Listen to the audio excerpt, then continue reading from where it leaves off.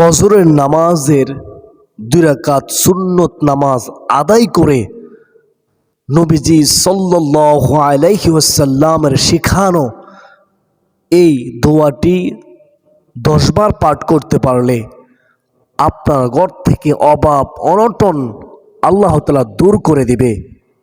আপনার পরিবারের সংসারে চতুর্দিক থেকে নিয়ামত রিজিক আসতেই থাকবে। আপনার যত টাকায় ঋণ থাকুক না কেন, এই দোয়া এত দামি দোয়া। ফজরের 2 রাকাত সুন্নত আদায় করে সঠিকভাবে সঠিক নিয়মে এই নবীজি শিখানো দোয়াটি 10 বার পড়লে আপনার ঋণ পরিশোধ করার জিম্মাদার স্বয়ং আল্লাহ তাআলা হবেন। অত্যন্ত দামি দোয়া, পরীক্ষিত দোয়া। অসংখ্য আল্লাহ তাআলার বান্দাবান্দি এই দোয়ার আমল করে ফলাফল পেয়েছে, তাদের অভাব দূর হয়েছে, তাদের কষ্ট দূর হয়েছে, তাদের ঋণ পরিশোধ হয়েছে। পরীক্ষিত দোয়া।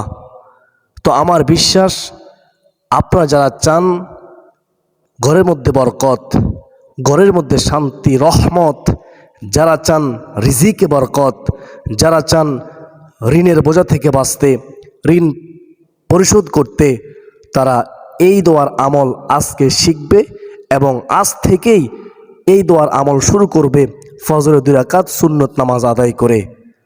তো আপনারা মনোযোগ দিয়ে শেষ পর্যন্ত শুনতে থাকুন। প্রথমে সংক্ষেপে একটু দোয়া করি। 40 জন আমিন বললে দোয়া কবুল হবে ইনশাআল্লাহ। তাই কমেন্টে আমিন লিখুন এবং আমিন বলুন, এবং ইসলাম প্রচারের স্বার্থে ভিডিওতে একটি লাইক করে দিন। আপনি কল্পনা করতে পারবেন না, আপনার একটি মাত্র লাইকে এই ভিডিওটা অসংখ্য মানুষের কাছে পৌঁছে যাবে। প্রিয়দিনী ভাই বোনেরা, আল্লাহ তাআলা আমাকে আপনাকে আজকের গুরুত্বপূর্ণ আলোচনা মনোযোগ দিয়ে শোনার এবং এই আলোচনা শুনে এই দোয়াটা শিখে এই দোয়ার আমল আজ থেকে করার তৌফিক দান করুন। সকলে বলি আল্লাহুম্মা আমিন। এই দোয়ার বরকতে আল্লাহ আমাদের সকল ঋণ পরিশোধ করার তৌফিক দান করুন, অভাব অনটন দূর করে দিন। আল্লাহ তাআলা আমাদেরকে শান্তিময় জীবন দান করুন। সকলে বলি আল্লাহুম্মা আমিন।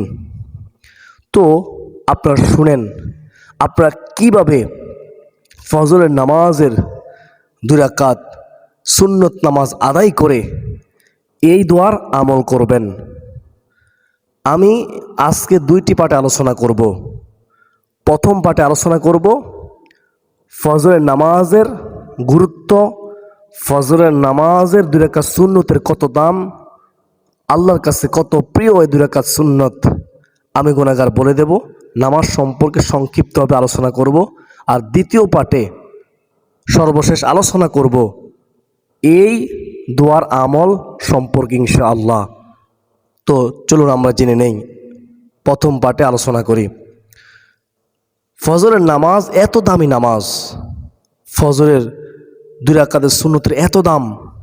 হাদিসের মধ্যে আছে রাসূলুল্লাহ সাল্লাল্লাহু আলাইহি ওয়াসাল্লাম বলেছেন, ফজরের 2 রাকাত সুন্নতের এত দাম, দুনিয়া এবং দুনিয়ার মধ্যে যা কিছু আছে সব চাইতে উত্তম হচ্ছে ফজরের 2 রাকাত সুন্নত। সুবহানাল্লাহ। রাসূলুল্লাহ সাল্লাল্লাহু আলাইহি ওয়াসাল্লাম কখনো ফজরের 2 রাকাত সুন্নত ছেড়ে দেননি। প্রিয়দিনী ভাই বোনেরা, এই ফজরের 2 রাকাত সুন্নত হচ্ছে সুন্নতে মুআক্কাদা, আমাদেরকে আদায় করতে হবে। আদায় না করলে আমরা গুনাহগার হব।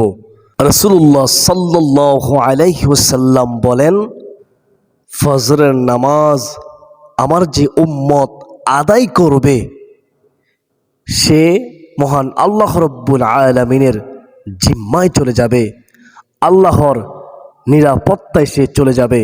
বলুন না সুবহানাল্লাহ। আমরা যদি ফজর দিয়ে আমাদের দিন শুরু করতে পারি তাহলে আমাদের ভাগ্য খুলে যাবে। আমরা আল্লাহর জিম্মায় থাকব, আল্লাহ তাআলার নিরাপত্তায় থাকব। বলুন না সুবহানাল্লাহ।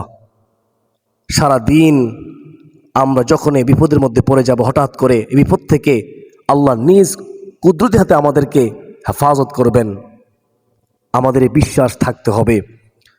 তো ফজরের নামাজের গুরুত্ব যদি আমরা দেই, তাহলে আমাদের ঘরে রহমতের ফেরেশতারা প্রবেশ করবে।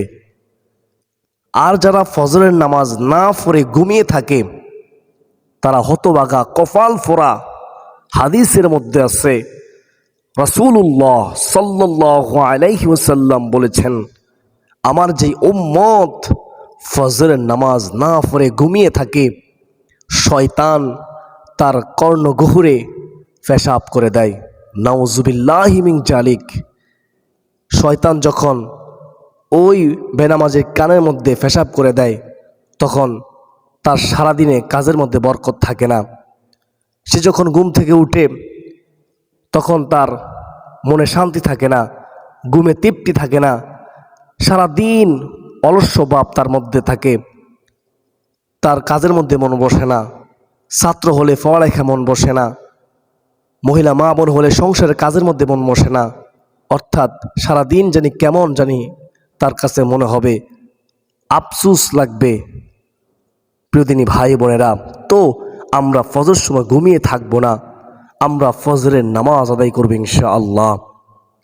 আমি আপনি যদি ফজরের নামাজের গুরুত্ব দেই, ফজরের নামাজ যদি আমরা আদায় করি, তাহলে আমাদের চেহারার মধ্যে আল্লাহ নূর ঢেলে দিবেন। আমাদের চেহারা কালো হলেও এই চেহারার মধ্যে একটা মায়া দিয়ে দিবেন। আপনার চেহারার মধ্যে তাকালে মায়া লাগবে, নূর চমকাবে হাসরের ময়দানে। বলুন না সুবহানাল্লাহ। প্রিয়দিনী ভাই বোনেরা, চেহারা সৌন্দর্য বৃদ্ধি হবে ফজরের নামাজের গুরুত্ব দিলে। ফজরের সময় যদি আপনি ঘুমিয়ে থাকেন, আল্লাহ তাআলার পক্ষ থেকে রহমতের ফেরেশতারা আপনার দরজার সামনে আসে, রিজিকের ফেরেশতা। তো রিজিক নিয়ে আসেন। যখন আপনি ঘুমাইয়া থাকেন, তখন এই আল্লাহ তাআলার রহমতের ফেরেশতা রিজিক নিয়ে সে কী করে, বন জঙ্গলে চলে যায়, বন জঙ্গলে এই রিজিক ঢেলে দেয়, আর আপনি রিজিক থেকে বঞ্চিত হয়ে যান। নাউজুবিল্লাহি মিন জালিক। আর বিশেষ করে রাসূলুল্লাহ সাল্লাল্লাহু আলাইহি ওয়াসাল্লাম ভোর বেলায় বরকত দেওয়ার জন্য আল্লাহর কাছে দরখাস্ত করেছেন, ওগো মালিক আল্লাহ, আমার উম্মতের জন্য ভোর বেলায় তুমি বরকত দান করো, বরকতময় করে দাও। সুবহানাল্লাহ। আপনি যখন ফজর দিয়ে দিন শুরু করবেন, আপনি দেখবেন আপনার কাজের মধ্যে মন বসবে, আপনার কাজের মধ্যে বরকত হবে, আপনার মনে শান্তি থাকবে, অলসতা দূর হয়ে যাবে, পেরেশানি দূর হয়ে যাবে, ঘুমে তৃপ্তি পাবেন। বলুন না সুবহানাল্লাহ। তো আমরা ফজর নামাজে গুরুত্ব দেব ইনশাআল্লাহ। নামাজ ছাড়া আমাদের কোনো গতি নাই। আপনি নামাজ না পড়ে জান্নাতে যেতে পারবেন না। আমরা 5 ওয়াক্ত নামাজের হেফাজত করব ইনশাআল্লাহ। হাসরের ময়দানে সর্বপ্রথম নামাজের হিসাব নেওয়া হবে। قال النبي صلى الله عليه وسلم أول ما يحاسب به العبد يوم القيامة الصلاة। কিয়ামতের ময়দানে সর্বপ্রথম নামাজের হিসাব হবে। কি জবাব দিবেন, কি হিসাব দিবেন আল্লাহর দরবারে? ওই দিন আফসোস করবেন। তো এখনো সময় আছে, তওবা করুন, নামাজের গুরুত্ব দিন। ফজর সময় ঘুমায়া থাকবেন না, ফজর সময় ঘুমায়া থাকবেন না।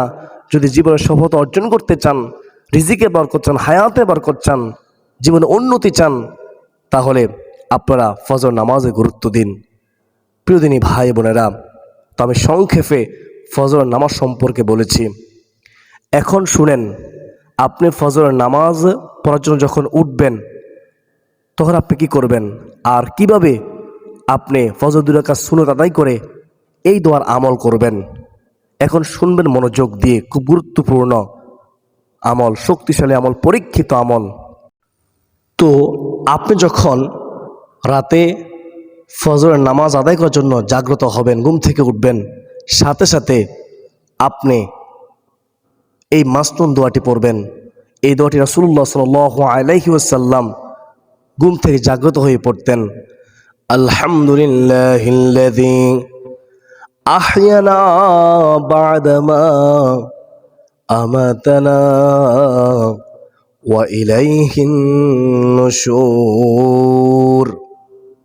আলহামদুলিল্লাহিল্লাযী আহইয়ানা বা'দামা আমাতানা ওয়া ইলাইহিন নুশুর। এই দোয়াটি পড়বেন। তো তারপরে আপনি ডান হাতের কবজি, বাম হাতের কবজি, উভয় হাতের কবজি পর্যন্ত প্রথমত ধৌত করবেন। তারপরে আপনি মেসওয়াক করবেন। আপনি মেসওয়াক না থাকলে আপনি ব্রাশ করবেন, অর্থাৎ আপনি দাঁত মাজবেন। প্রথমত মেসওয়াক করলে ভালো, উত্তম সুন্নত। তো মেসওয়াক করার পরে আপনি অজু করবেন বিসমিল্লাহ বলে। আপনি প্রথমত কুলি করবেন গড়গড়ার সহিত।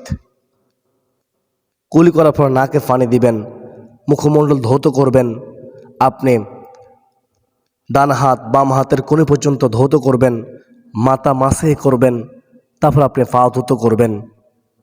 প্রতিটি অঙ্গ প্রত্যঙ্গ যখন আপনি ধৌত করবেন, যেন প্রতিটি অঙ্গ প্রত্যঙ্গের পশমের গোড়ায় গোড়ায় পানি পৌঁছে। সাবধান, যদি আপনার অজুর অঙ্গ প্রত্যঙ্গের মধ্যে প্রত্যেকটি পশমের গোড়ায় গোড়ায় পানি না পৌঁছে, তাহলে অজু হবে না। এটা অবশ্যই খেয়াল রাখবেন। প্রিয়দিনী ভাই বোনেরা, অজুর শেষে কালিমায়ে শাহাদাত পড়বেন। যদি কালিমায়ে শাহাদাত পড়তে পারেন, জান্নাতের 8টি দরজা আমার আপনার জন্য আল্লাহ তাআলা উন্মুক্ত করে দিবেন। আমরা জান্নাতের 8টি দরজা যে কোনো দরজা দিয়ে ইচ্ছে হাসতে হাসতে জান্নাতে চলে যাব। সুবহানাল্লাহ। কালিমায়ে শাহাদাত হচ্ছে আশহাদু আল্লা ইলাহা ইল্লাল্লাহু ওয়াহদাহু লা শারীকা লাহু ওয়া আশহাদু আন্না মুহাম্মাদান আবদুহু ওয়া রাসূলুহু। তো কালিমা শাহাদাত পড়লেন, অজু করলেন। এখন আপনি কি করবেন? 2 রাকাত প্রথমত সুন্নত আদায় করে নেবেন। 2 রাকাত সুন্নত নামাজ আদায় করার পর আপনি প্রথমত দুরূদ শরীফ 3 বার পড়বেন। দুরূদ ইব্রাহিম, আল্লাহুম্মা সাল্লি আলা মুহাম্মাদিন ওয়া আলা আলি মুহাম্মাদ কামা সাল্লাইতা আলা ইব্রাহিম ওয়া আলা আলি ইব্রাহিম ইন্নাকা হামিদুম মাজিদ। আল্লাহুম্মা বারিক আলা মুহাম্মাদিন ওয়া আলা আলি মুহাম্মাদ কামা বারাকতা আলা ইব্রাহিম ওয়া আলা আলি ইব্রাহিম ইন্নাকা হামিদুম মাজিদ। দুরূদ ইব্রাহিম 3 বার পড়ার পরে তারপর আপনি আস্তাগফিরুল্লাহ আস্তাগফিরুল্লাহ আস্তাগফিরুল্লাহ, এই আস্তাগফিরুল্লাহ 3 বার পড়বেন। আপনি চাইলে এটাও পড়তে পারেন ইস্তিগফার দোয়া, আস্তাগফিরুল্লাহাল্লাযী লা ইলাহা ইল্লা হুয়াল হাইয়ুল কাইয়্যুম ওয়া আতুবু ইলাইহি। আস্তাগফিরুল্লাহাল্লাযী লা ইলাহা ইল্লা হুয়াল হাইয়ুল কাইয়্যুম ওয়া আতুবু ইলাইহি।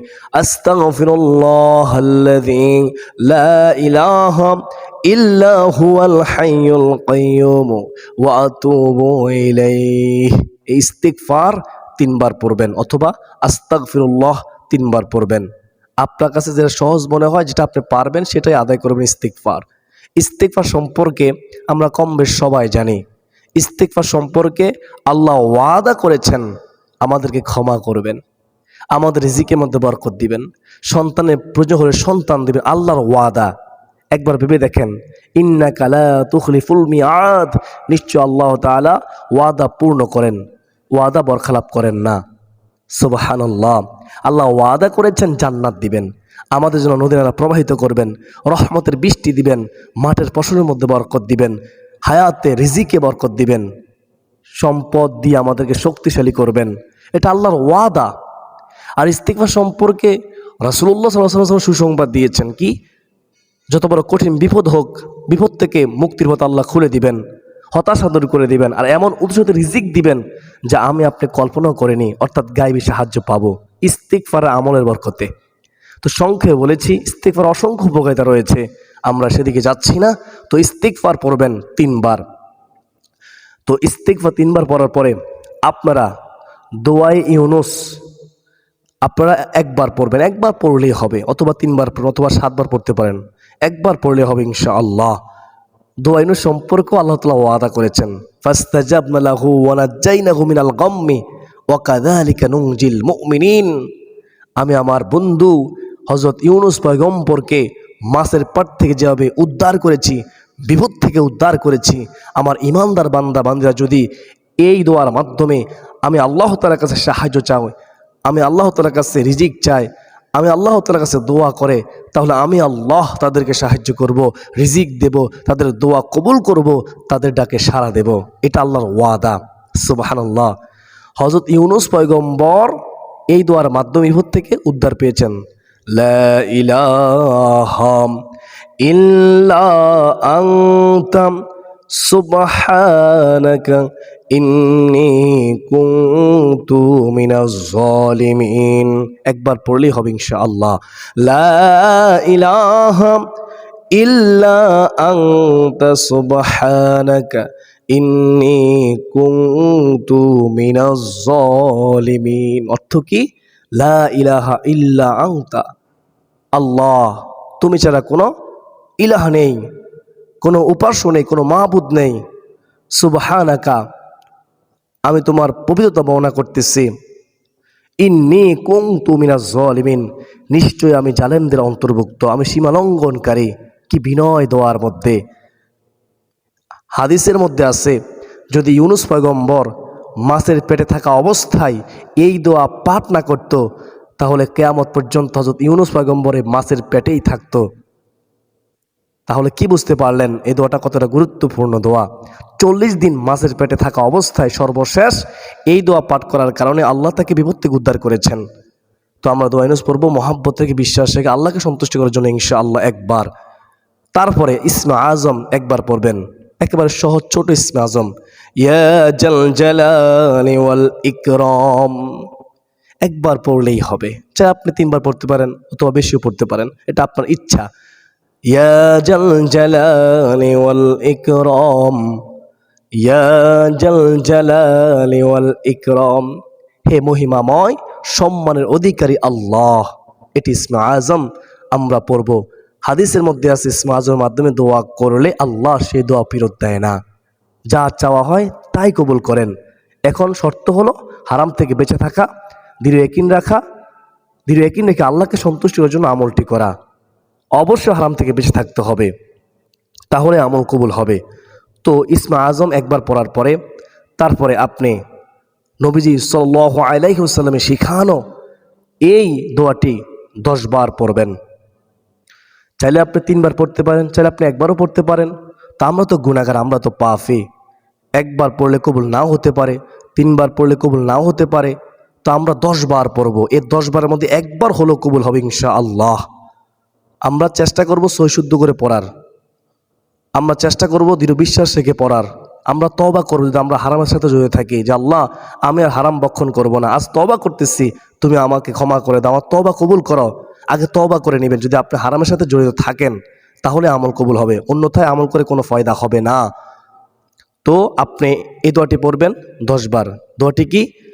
আল্লাহুম্মা কফিনি বিহালালিকা আন হারামিকা ওয়া আগনিনি বিফাদলিকা আম্মান সিওয়াক। আল্লাহুম্মা কফিনি বিহালালিকা আন হারামিকা ওয়া আগনিনি বিফাদলিকা আম্মান সিওয়াক। বাংলা উচ্চারণ স্ক্রিনে দিয়ে দিলে অনেকে ভুল পড়েন, এই জন্য বলবো আমি বাংলা উচ্চারণ স্ক্রিনে দিচ্ছি না, আপনারা আমার সাথে পড়ুন, পারবেন ইনশাআল্লাহ। অর্থ বলে দেব। আল্লাহুম্মা কফিনি বিহালালিকা আন হারামিকা ওয়া আগনিনি বিফাদলিকা আম্মান সিওয়াক। অর্থ কি? হে আল্লাহ, হারামের পরিবর্তে তোমার হালাল রিজিক আমার জন্য যথেষ্ট করো, এবং তুমি ছাড়া কারো মুখাপেক্ষা আমাকে করো না। তোমার সেই অনুগ্রহ দ্বারা আমাকে সচ্ছলতা দান করো, আমার অভাব দূর করে দাও, ঋণ পরিশোধ করার তৌফিক দাও। সুবহানাল্লাহ। এই দোয়াটি পড়লেই হাদিসের মধ্যে আছে পাহাড় সম পরিমাণ ঋণ থাকলেও ঋণ পরিশোধ করার জিম্মাদার স্বয়ং আল্লাহ তাআলা হবেন। সুবহানাল্লাহ। এই দোয়াটি হযরত আলী রাদিয়াল্লাহু তাআলা আনহু এক জনক ব্যক্তিকে শিখিয়ে দিয়েছেন। ওই জনক ব্যক্তি এই দোয়ার আমল করে সে ধনী হয়েছে, তার অভাব দূর হয়েছে, ঋণ পরিশোধ হয়েছে। সুবহানাল্লাহ। আল্লাহুম্মা কফিনি বিহালালিকা আন হারামিকা ওয়া আগনিনি বিফাদলিকা আম্মান সিওয়াক। এই দোয়াটি 10 বার পড়ার পরে সর্বশেষ দুরূদ শরীফ আপনারা 3 বার পড়বেন, তারপরে মুনাজাত করবেন। সংক্ষিপ্তভাবে আল্লাহর কাছে চাইবেন। তো মুনাজাত করার পরে, দোয়া করার পরে আপনি বাকি 2 রাকাত ফরজ আদায় করে নেবেন।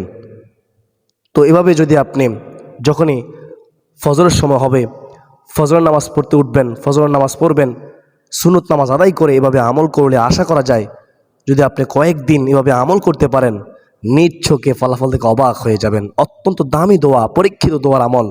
আল্লাহ জিম্মাদারি গ্রহণ করবেন ঋণ পরিশোধ করার। অবশ্যই ঋণ পরিশোধ হবে, কোনো সন্দেহ নেই। শুধু শর্ত হলো দৃঢ় ইয়াকিন রাখা, বিশ্বাস রাখা, আল্লাহর উপর তাওয়াক্কুল করা। আপনি যে কাজটা করতেছেন ওই কাজটা মনোযোগ দিয়ে করা।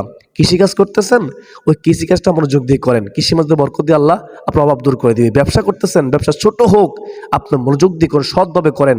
ওই ব্যবসার মধ্যে বারাকা দিয়ে আল্লাহ আপনার ঋণ পরিশোধ করার তৌফিক দিবে। তো কাজ করতে হবে, চেষ্টা করতে হবে, পাশাপাশি দোয়ার আমল করতে হবে, তাহলেই আমাদের অভাব দূর হবে ইনশাআল্লাহ।